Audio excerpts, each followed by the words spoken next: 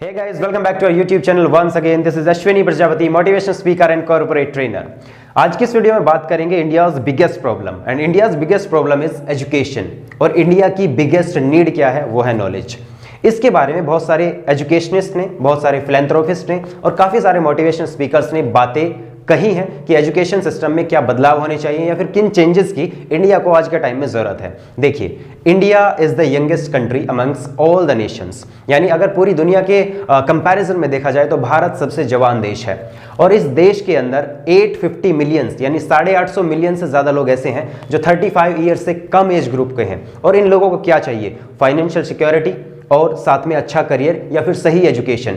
लेकिन इन सब चीज़ों को पाने के लिए एक सही सिस्टम भी हमें चाहिए होगा, जो आज की जनरेशन को मिल नहीं पाता, जिस वजह से कहीं ना कहीं करियर में हम जो यंग जनरेशन के लोग हैं वो सही डायरेक्शन में नहीं होते और सही मुकाम पर नहीं पहुंच पाते। इसके पीछे का रीज़न समझने की हमें ज़रूरत है। देखिए, इन सब चीज़ों को पाने के लिए, यानी कि सही एजुकेशन को या फिर सही करियर को पाने के लिए या फाइनेंशियल सिक्योरिटी को पाने के लिए हमें 3-4 चीज़ों की ज़रूरत होती है। दैट इज़ कि एक गुड एजुकेशन सिस्टम हमें मिले, एक सही गाइडेंस हमें मिले और साथ में अफोर्डेबल एजुकेशन हमें मिले, और एक वो चीज़ जिससे हम अपनी लाइफ को स्मूथ बना सकते हैं या फिर एक अच्छी डायरेक्शन में लेकर के जा सकते हैं, वो है एक सही तरीका जिंदगी को जीने का, जो हमें कभी स्कूलों में सिखाया ही नहीं जाता। तो अब सवाल ये उठता है कि हमारे साथ ऐसा क्यों? क्या हमारे पास ज्ञान की कमी है या कुछ और कमियां हैं? हमारे सामने सबसे बड़ी कमी है हमारे एजुकेशन सिस्टम की। पहले के समय में जो प्रॉब्लम्स थी, जो कमियां थी सो थी, लेकिन आज के टाइम में तो कुछ बदलाव होना चाहिए। पिछले दिनों हमारे सामने नई शिक्षा नीति यानी न्यू एजुकेशन पॉलिसी आई। इसरो के पूर्व चीफ कस्तूरी रंजन की अध्यक्षता में बनी ये एजुकेशन पॉलिसी हम हिंदुस्तानियों के लिए शायद से नई बात हो सकती है, क्योंकि कुछ अलग देशों में, कुछ फॉरेन कंट्रीज में एक ऐसा एजुकेशन सिस्टम है जो इंडिया के एजुकेशन सिस्टम से कहीं ज़्यादा अपडेटेड है और वो लोग बहुत अच्छे तरीके से उसके ऊपर काम भी कर रहे हैं। हमारे यहाँ सबसे बड़ी कमी ये है कि हम लोग कॉन्सेप्ट बना लेते हैं और कोई भी चीज़ जनता के सामने इंप्लीमेंट कर देते हैं। सबसे समझदारी की बात यह है कि कुछ कामयाब देशों की तरह हमें पहले एक कॉन्सेप्ट को बनाने से पहले ग्राउंड लेवल की समस्याओं को समझना चाहिए, उन प्रॉब्लम्स को कहीं ना कहीं आइडेंटिफाई करना चाहिए। उसके बाद एक डिस्कशन हो और कुछ टीम लीडर्स बैठे, कुछ ऐसे लोग बैठे जो एजुकेशनिस्ट हों, फिलैंथ्रोपिस्ट हों, जिनको सच्चाई पता हो कि किस शिक्षा के तहत हम कितने अच्छे लेवल तक जा सकते हैं। उसके बाद कॉन्सेप्ट बना करके और लोगों से डिस्कस करके तब जाकर के इंप्लीमेंट करें तो शायद से बेहतर रिजल्ट आए। हमारे पेरेंट्स लोगों को उनकी माइंड की कंडीशनिंग के अनुसार करियर के बारे में केवल 2 चीजें पता है, साइंस यानी डॉक्टर या फिर इंजीनियर, कॉमर्स यानी फिर बैंकिंग, और आर्ट्स को कहते हैं कि आर्ट्स की कोई पढ़ाई है क्या? लेकिन ऐसा बिल्कुल भी नहीं है। एक सर्वे के अनुसार अगर मैं आपको बताऊं कि इंडियन यूथ और इंडियन स्टूडेंट सबसे ज्यादा फ्रस्ट्रेटेड है, और इस फ्रस्ट्रेशन की एक साफ वजह है कि उनको रेट रेस में भागना पड़ता है। एक ऐसी रेस या भेड़ चाल इसको कह लीजिए जिसमें उनको खुद नहीं पता होता कि वो कहां जा रहे हैं और जाना कहां पे है।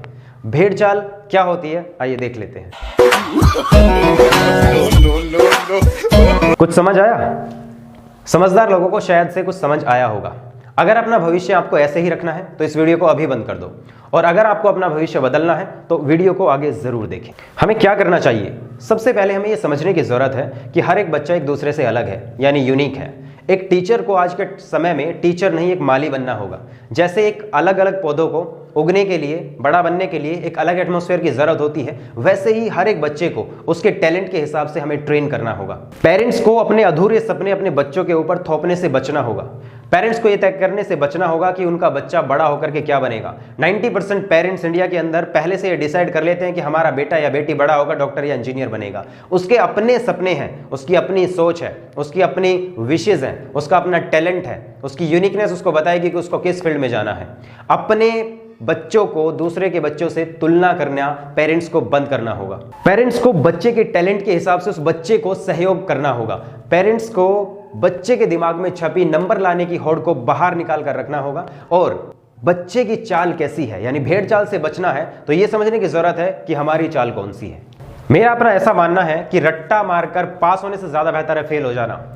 एक रिसर्च के अनुसार अगर देखा जाए तो 80% युवा भारत के अंदर ऐसे हैं जो डिग्री धारक हैं, जो ग्रेजुएट हैं, पोस्ट ग्रेजुएट हैं, लेकिन बेरोजगार हैं। और इस बेरोजगारी का कारण डॉक्टर विवेक बिंद्रा ने अपने शब्दों में बहुत अच्छे से बताया है कि इंडस्ट्री को आज के टाइम में जिस चीज़ की डिमांड है वो भारत का स्कूल कॉलेज सिखाता नहीं है, और भारत का स्कूल कॉलेज जो सिखाता है उसकी इंडस्ट्री को बिल्कुल भी डिमांड नहीं है।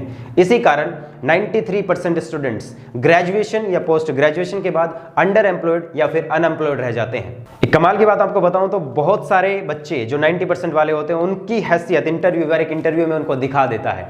हमारे बच्चे इस कदर रटंटू तोते बने हुए हैं कि उनको पढ़ने और सीखने में क्या फर्क है ये ही समझ में नहीं आता। अगर मेरी मानो तो पढ़ने और सीखने में जमीन आसमान का फर्क है। देखिए, पढ़ा हुआ कुछ समय तक याद रहता है, लेकिन सीखा हुआ जिंदगी भर याद रहता है। हमारे बच्चे पढ़ाई को केवल एग्जाम में रखने तक का सफर मान लेते हैं और उसके बाद सोचते हैं कि ये सारी चीजें उनके दिमाग से गायब हो जाए। अगर पढ़ाई करने का केवल इतना सा मकसद है तो शायद पढ़ना फिर गलत है। पढ़ाई या सही ज्ञान वो ज्ञान है जो स्कूल कॉलेज के बाद आपके साथ रहे और आपको सही कामयाबी तक लेकर के जाए। पढ़ने और सीखने को एक उदाहरण से समझते हैं। इंडिया के अंदर 90% लोगों को ट्रैफिक रूल्स के बारे में केवल 2 चीजें पता है कि बत्ती अगर लाल है तो रुक जाओ और हरी है तो चल दो, जबकि हमें ट्रैफिक रूल्स के बारे में 2nd, 3rd या 4th स्टैंडर्ड में बहुत अच्छे से पढ़ाया जाता है।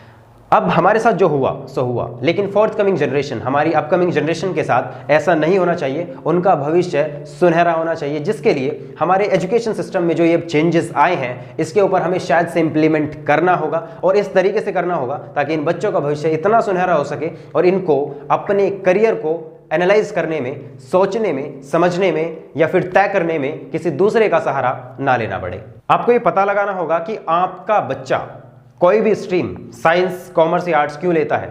कहीं ऐसा तो नहीं कि आपका बच्चा ये सारे स्ट्रीम या सब्जेक्ट इस वजह से चूज करता है क्योंकि उसके दोस्त ने किए हुए हैं। एक बहुत बड़ा गेम है। इंडिया के अंदर 90% बच्चे, अगर मैं गलत नहीं हूं तो 90% बच्चे अपने सब्जेक्ट या अपनी स्ट्रीम इस वजह से चूज करते हैं क्योंकि उनका दोस्त ने वही स्ट्रीम लिया हुआ होता है। कारण इन बच्चों को समझ में नहीं आता। आज के टाइम में आपने जो चूज किया वो केवल इस वजह से किया क्योंकि आपको दोस्त के साथ 1 या 2 साल बैठने को मिलेगा, लेकिन उसके बाद आपका जीवन कहाँ जाएगा। आपके दोस्त ने शायद से ये तय किया हुआ होगा कि मुझे फ्यूचर में क्या बनना है, लेकिन आपने केवल इस वजह से तय किया कि आपको दोस्त के साथ बैठना है। जो दोस्त कर रहा है वो आपका इंटरेस्ट नहीं हो सकता, दैट इज नॉट पॉसिबल। हो सकता है आपके दोस्त के फादर कोई डॉक्टर हो, इस वजह से वो उनको साइंस दिला करके डॉक्टर बनाना चाहते हो सकता है कि आपका इंटरेस्ट उस फील्ड में हो ही ना। तो आप अपने बच्चे के साथ बैठ करके ये तय करें कि आप वाकई लाइफ में क्या करना चाहते हैं, आपकी इंस्पिरेशन कौन है, आप किन के जैसा बनना चाहते हैं।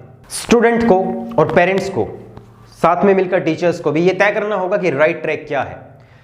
बच्चों को ये समझाने की जरूरत है कि आपकी लाइफ आपके दोस्तों से या इस दुनिया से बिल्कुल अलग हो सकती है, बस आपको सही ट्रैक चूज करने की आवश्यकता है। हमारे टीचर्स को, टॉपर्स को स्पेशली ट्रीट करने से बचना होगा क्योंकि ये कंपैरिजन कहीं ना कहीं बच्चों को नेगेटिव बनाता है। हमारे टीचर्स को बच्चों को ये समझाना होगा कि पढ़ाई का मतलब केवल और केवल नंबर लाना नहीं है। पढ़ाई का वास्तविक मतलब है कि खुद को गहराई से समझना है, खुद की लाइफ को गहराई से समझ करके अच्छी बनाना है। हमारे सिस्टम के अंदर पढ़ाई केवल ऐसी नहीं होनी चाहिए कि आपको उठा करके सब्जेक्ट पढ़ा देना चाहिए। हमारे टीचर को इस पढ़ाई को एंटरटेनिंग भी बनाना होगा, इसमें साथ में ह्यूमर भी होना चाहिए, इसमें फैक्ट्स भी होने चाहिए, साथ में वो नॉलेजेबल कॉन्सेप्ट होने चाहिए जिससे बच्चे को लगे कि जो आज मैंने पढ़ा वो वाकई कहीं ना कहीं मेरी जिंदगी से रिलेट करता है। हमारे टीचर्स को सब्जेक्ट को मेडिसिन की तरह नहीं बल्कि मिठाई की तरह समझना होगा और इस मिठाई को बड़े अच्छे तरीके से बच्चे को खिलाना भी होगा। इंडिया एकमात्र ऐसा देश है जहां पर इंग्लिश को इंटेलिजेंसी का मापदंड माना जाता है, यानी किसी इंसान को 2 शब्द इंग्लिश के आए तो उनकी नजरों में वो इंटेलिजेंट। अगर ये सिनेरियो हमारे हिंदुस्तान से खत्म हो जाए तो हम सिस्टम को या फिर एजुकेशन को बहुत गहराई से समझ सकते हैं। हमारे सिस्टम का सबसे बड़ा कॉन्ट्रडिक्शन ये है कि अगर कोई बच्चा अपनी क्रिएटिविटी से कोई आंसर लिखता है तो उसके मार्क्स काटे जाते हैं। रीजन बीइंग उसने वो नहीं लिखा जो टीचर ने उसको पढ़ाया था। अगर अपनी क्रिएटिविटी से आंसर लिखा, अगर वो सही भी है, फैक्ट से रिलेट करता है, आपको कॉन्सेप्ट समझाता है, तो उसमें गलत क्या है। इस सिस्टम का ये अनऑर्गेनाइज्ड बिहेवियर कहीं ना कहीं हमारे बच्चों को केवल और केवल बुकिश नॉलेज का सम्मान करना सिखाता है, लेकिन बुकिश नॉलेज या फिर थ्योरेटिकल नॉलेज क्या इतनी सही है जितनी कि प्रैक्टिकल नॉलेज। अब प्रैक्टिकल नॉलेज की बात करें तो इंडिया के अंदर से LEP सिस्टम, लेबोरेटरिकल एजुकेशन प्रैक्टिसेस, ये मेरी दी गई टर्म है, मैं इसको हमेशा से मानता रहा हूं। लेबोरेटरिकल एजुकेशन प्रैक्टिस जब तक इंडियन स्टूडेंट के अंदर नहीं होगी तो लाइफ के अंदर वो अचीव नहीं कर पाएंगे जो बाहर देशों के लोग बहुत अच्छे कॉन्सेप्ट को समझ करके बहुत बड़ी बड़ी इमेजेस, बहुत बड़े अपने करियर उन्होंने बना लिया है। हमारे एजुकेशन सिस्टम में LEP सिस्टम कहीं ना कहीं विलुप्त होने के कगार पर है क्योंकि हिंदुस्तान के अंदर एजुकेशन देना यानी थ्योरेटिकल नॉलेज को जहां पर एजुकेशन देना माना जाता है, वहां की शिक्षा कभी भी ज्यादा बेहतर नहीं हो सकती। अगर एक सर्वे के अनुसार मैं बात करूं तो इंडिया के अंदर 10% ऐसे स्कूल और कॉलेजेस हैं जो टॉप क्वालिटी की एजुकेशन देने में बिलीव रखते हैं। वो theoretical knowledge, practical knowledge, sports को, हर एक चीज को मिला करके कॉम्बिनेशन बना करके बच्चों के सामने परोसते हैं और बच्चे को वो सारी चीजें समझ में आती है। एक कमाल की बात यह भी है कि 90% of Indian population in 10% schools colleges को अफोर्ड नहीं कर सकती, क्योंकि इसमें डोनेशन बहुत ज्यादा जाता है। और आप सभी बहुत अच्छे से जानते हैं कि इंडिया के अंदर कितने लोग ऐसे हैं, कितने परसेंट लोग ऐसे हैं जो अपने बच्चों को बहुत टॉप क्वालिटी के स्कूल्स में पढ़ा सकते हैं। इस वजह से इंडिया के अंदर 80 to 85% स्कूल्स कॉलेजेस ऐसे रह जाते हैं जहां पे लेबोरेटरीज तक नहीं होती, और अगर लेबोरेटरीज होती हैं तो वहां पे केमिकल्स नहीं होते, और अगर केमिकल्स भी होते हैं तो वहां पे जो प्रैक्टिकल कराने वाला है उनको खुद प्रैक्टिकल्स नहीं आते। रीजन बीइंग, एक 15 से 20 हज़ार रुपए की नौकरी करने वाला अगर कन्फर्मेटरी टेस्ट भी लगा दे तो अपने आप में बहुत बड़ी बात होती है। वो नहीं लगा सकते क्योंकि कहीं ना कहीं सिस्टम का भी प्रेशर होता है, उनको सिलेबस पूरा कराना है, और सिलेबस पूरा कराने से आपको एक बात समझ में आएगी कि एम्बिशंस पूरे नहीं होते। सिलेबस तो पूरा हो जाएगा लेकिन एम्बिशंस का क्या। इसलिए डॉक्टर कलाम ने एक बात कही थी, education without ambition is like a bird without wings. और सुनिए, यहां पर ये मैं बिल्कुल भी नहीं कह रहा हूं कि इंडियन एजुकेशन सिस्टम बिल्कुल ही खराब है। मेरे कहने का मतलब केवल इतना सा है कि ये एजुकेशन की जो डिलीवरी है इसमें सेंस ऑफ परफेक्शन बिल्कुल भी नहीं है। और हाल फिलहाल से इंप्लीमेंट हुई नई शिक्षा नीति से मुझे ऐसा लगता है काफी बड़ा बदलाव आएगा, because we often says that implementation is the first step of action. नई शिक्षा नीति ने यह भी बताया कि ऑल राउंड एजुकेशन इन बच्चों को दी जाएगी, और ऑल राउंड एजुकेशन से मतलब है कि हर एक बच्चे को उसके इंटरेस्ट के हिसाब से ट्रेन करना। ऑल राउंड एजुकेशन के बारे में एक बात कही जाती है कि not only education but all round education is the backbone of our society. यानी हर एक बच्चे को जब अपने इंटरेस्ट के हिसाब से चीजें समझने, सीखने और करने को मिलेगी तो आप देखोगे कि एक नया बदलाव एजुकेशन में आ गया, एक रेवोल्यूशन वहां पे होगा, एक क्रांति होगी, और इस क्रांति की मिसाल शुरू कहीं ना कहीं हो चुकी है। ऑल राउंड एजुकेशन में बहुत सारी चीजें हैं, like personality development and the things which are totally based on the interest of a student, जैसे कि dancing, singing, drawing, and there might be some sports, and their public speaking, there's communication, there's computer, there's coding, and there are some other factors which can play an important role in a student's life. स्कूलों को ये समझना होगा कि sports के नाम पर week में 1 घंटा देने से स्पोर्ट्समैन नहीं निकलते। स्पोर्ट्समैन या फिर स्पोर्ट्स एक अलग साइंस है, वहां से बच्चा बहुत कुछ सीखता है, जैसे कि physical fitness, mental fitness, pressure को कैसे हैंडल करें, टीम बिल्डिंग क्या होती है, और ये सारी चीज़ वो है जो एक इंसान को एक कहीं ज़्यादा बेहतर इंसान बनाती है। और ये सब चीज़ें इंडिया के अंदर 1, 2 या 4 या 5% स्कूलों में इंप्लीमेंट की जाती हैं, अदरवाइज सब जगह इग्नोर की जाती हैं। अब समझ करके चलो, एक 12th पास आउट करने के बाद एक बच्चा जब कम्युनिकेशन की ट्रेनिंग लेने जाता है, या फिर कंप्यूटर की ट्रेनिंग लेने जाता है, या फिर कुछ पब्लिक स्पीकिंग की ट्रेनिंग लेने जाता है, क्या ये सही है? ज़रा गौर से देखो, समझने की कोशिश करो कि ये सारी चीज़ें स्कूल के टाइम से हमें आ जानी चाहिए। लेकिन हम लोग क्या करते हैं, 12th पास आउट करने के बाद नए नए सेंटर्स खोजते हैं, नए नए इंस्टीट्यूट खोजते हैं, जहां पर जाकर के हमें आर्ट ऑफ स्पीकिंग सीखना है, पर्सनैलिटी डेवलपमेंट सीखना है, कुछ ऐसी चीज़ें जो स्कूल पहले से सिखा देता है, 2nd, 3rd, 4th स्टैंडर्ड में सिखा देता है। लेकिन कई बच्चों का यह भी कहना है कि स्कूल में पर्सनैलिटी डेवलपमेंट कैसे सीखें। जो टीचर पर्सनैलिटी डेवलपमेंट सिखाता है उसकी पर्सनैलिटी देखकर हमें लगता है कि आप रहने ही दो। और बच्चों के लिए बनाई गई ये समस्याएं हमारी हैं, तो इनका समाधान भी हमें ही करना होगा। डॉक्टर राहत इंदौरी साहब एक बात कह गए हैं कि ना किसी राहबर ना किसी राहगुजर से निकलेगा, ये हमारे पांव का कांटा है, हम ही से निकलेगा। यूनिसेफ ने 100 से ज्यादा देशों में रिसर्च करके पाया कि वहां पर 300 से ज्यादा स्पोर्ट्स और स्किल डेवलपमेंट की एक्टिविटीज के थ्रू बच्चों को एजुकेट किया जा रहा था। कितना बड़ा विजन है उनका, कितनी ब्रॉडर सोच है उनकी, और इस सोच से शायद से वो हम लोगों से बहुत ज्यादा आगे हैं। अब बड़ी बात यह आती है कि इस सिस्टम को सुधारने के लिए और ज्यादा अच्छा क्या किया जा सकता है। GTSI यानी ग्लोबल टीचर स्टेटस इंडेक्स के अनुसार इंडियन टीचर्स वर्ल्ड में लीस्ट पेड यानी सबसे कम वेतन पाने वाले टीचर्स हैं। रीजन बीइंग क्या, या तो हम लोग उन टीचर्स की वैल्यू को नहीं समझते, या फिर हमारा सिस्टम उन सब चीजों का सम्मान करना ही नहीं सिखाता। एक सिस्टम के अनुसार जहां पर एक क्लास में केवल 28 बच्चे होने चाहिए, वहां पर कई स्कूलों में यह भी देखा गया कि 50, 60, 100 और 100 से भी ज्यादा बच्चे क्लास में बैठे हुए हैं। इंडिया की पॉपुलेशन हर साल करीब 2.5 करोड़ के आसपास बढ़ती है, और इस 2.5 करोड़ की पॉपुलेशन के बढ़ने से हमें कहीं ना कहीं ये मिलता है कि हमारे पास नंबर ऑफ स्टूडेंट कितना ज्यादा आता है। इस नंबर ऑफ स्टूडेंट को संभालने के लिए, समझाने के लिए, काबिल बनाने के लिए हमें ठीक वैसे ही काबिल और समझदार टीचर्स की, अध्यापकों की भी आवश्यकता है। हमें सिखाने के लिए अच्छे टीचर्स की अच्छी मात्रा में जरूरत है। सर्व शिक्षा अभियान ये कहता है कि भारत के अंदर अभी भी 3,74,000 पोस्ट खाली है टीचर्स के लिए, लेकिन इन टीचर्स को वहां तक पहुंचाने के लिए जो प्रोसेस है उसी में ही कॉन्ट्राडिक्शन है, वहां तक ही नहीं पहुंच पाते हैं। जितने एग्जाम होते हैं या तो पोस्टपोन हो जाएंगे, या वो पेपर लीक हो जाएंगे, या फिर कैंसिल हो जाएंगे, या फिर इनका रिजल्ट 2-2 साल बाद आउट होता है। तो ऐसे कैसे चलेगा? ये सवाल शायद से भारत के युवाओं को हमारी सरकार से पूछना चाहिए। बड़े बड़े एजुकेशनिस्ट का यह भी मानना है कि भारत के अंदर एजुकेशन में इन्वेस्ट होना चाहिए, और ये इन्वेस्टमेंट इंफ्रास्ट्रक्चर के लेवल पर नहीं, अच्छे मैनेजमेंट को हायर करने और अच्छे टीचर्स को हायर करने के लिए होना चाहिए, यानी नींव को मजबूत बनाना है। देखिए, जब कभी हम घर बनाते हैं तो घर की नींव को मजबूत रखते हैं, रीजन ताकि घर गिरे ना या घर मजबूत बन सके। अब हमारे सिस्टम की सबसे बड़ी कमी तो ये भी है कि यहाँ पे नींव ही कमजोर है, क्योंकि हमारे सिस्टम में कुछ पैरामीटर्स तो इतने गड़बड़ हैं कि जिसके बारे में क्या ही बात करें। अब हमारे देश में हमें यह पता होना चाहिए कि एजुकेशन मिनिस्ट्री में जो मिनिस्टर्स बैठे हुए हैं उनकी एजुकेशनल क्वालिफिकेशन क्या है। हमारे देश में ऐसा क्यों है कि एक चपरासी बनने के लिए आपका 10वीं पास होना कम से कम जरूरी है, लेकिन वहीं एक एजुकेशन मिनिस्टर बनने के लिए या अलग अलग मिनिस्ट्रीज में किसी भी पोस्ट तक पहुंचने के लिए किसी भी प्रकार का कोई एजुकेशनल स्टिपुलेशन नहीं है। हम भारत सरकार से ये सवाल क्यों ना पूछे, या आज की जनता भारत सरकार से ये सवाल क्यों ना पूछे कि जितने भी मिनिस्टर्स हैं उनकी एजुकेशनल क्वालिफिकेशन का ब्यौरा भारत की जनता को बिल्कुल आपको दे देना चाहिए।